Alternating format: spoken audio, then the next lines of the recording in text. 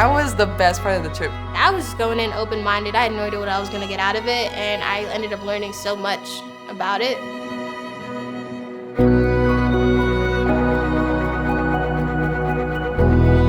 The MLK program is a program for academically talented, historically underrepresented students to help them frame forms of social justice and activism. The first year course is designed to introduce our first year students to Dr. King, but also to the civil rights movement. They all travel together on the Civil Rights Tour, which means going to Atlanta, Birmingham, Montgomery, and Selma. Physically, I'm ready. I bought my little shampoo bottles, I'm all packed, I'm ready to go. But mentally, I don't think I'm gonna be prepared. I like to go with the flow. And so when we get down there, I'll just let myself get immersed in everything we're doing. I'm really interested and really ready to learn and experience something pretty life-changing with my peers. I am super excited. Like, I've never had this experience before, so I'm just ready to take in as much information as I possibly can. I'm hoping that I can learn more about Black history in general, I guess, because I don't really know that much about it, and I realized that in our class with Rock.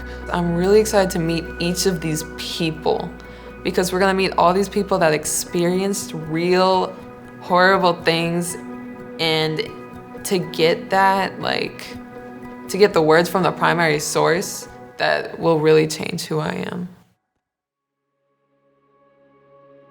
On this street right here, Auburn Avenue, the only street in the city where Black people could own and operate a business, what they did here was duplicate on this street everything they were locked away from in the mainstream. What you are experiencing right now is a benefit of their sacrifice. Those people died for you. People were beaten for you. So you'd have a better life, okay? She reminded me of my aunts on my dad's side. Smile, Nate. Oh, wait, hold. Just full of energy, sassy. She said he didn't know where to put his hand. T. I love her. Where we gathered on what is now known as Bloody Sunday, the last piece. You're all holding history in your hand. Now you can keep that rock or you can throw it down. If you keep that rock and take it back to wherever you live, you need to put it where you can see it. Where you can see it every day. Because when you see injustice committed against anyone in the whole rainbow of humanity, and you feel like you can't do anything, go pick up that rock and hold it in your hand and take from it the strength of the ordinary people who stood on that same rock and made history that not only changed this town, but America.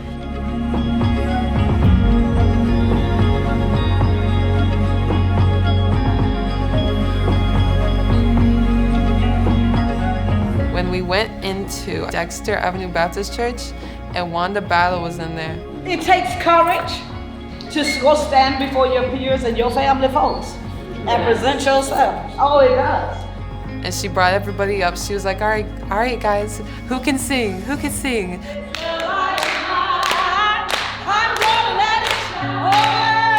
She brought people up to sing.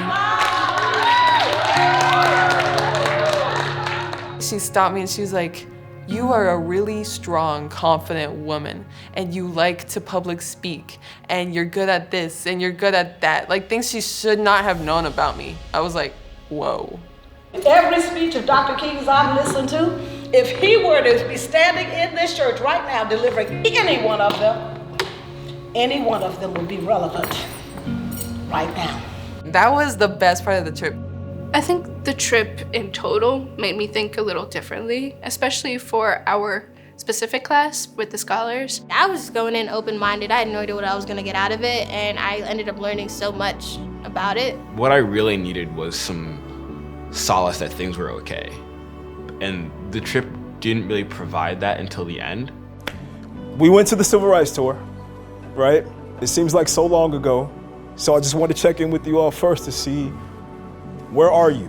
I'm very grateful for Rock for actually giving us our debriefing session. There was no this is how we change this, or this is how we can move on. Or it was there was very little, at least for me. We're learning a lot, but and that's good for us that we were able to gain like a great like foundation like of knowledge and like have like facts, but then like what do we do with that? Like how do we move forward? Like how do we actually create change? As we talk about introducing our students and this laying a foundation, we have to experience that, right? We have to get you as informed as possible. We begin to go into these traps like I'm one person.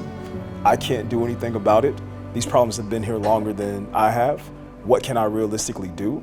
Right? So there's that cycle of cynicism. We have to give you the truth. We have to expose you to what really happened so you can feel that weight and the severity of how important these moments in time were and how they still shape and affect us today.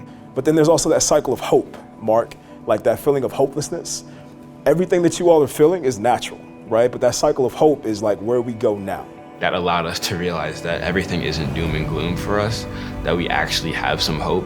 What we do as individuals, the conversations that we engage in, the space that we share has an impact. And so it's important for us to sort of maintain that consciousness that what we do matters. I feel more determined to like succeed and fight for what I believe in. I think it kind of gives me the energy or the inspiration to continue doing like advocacy work or to continue just being the change I want to see.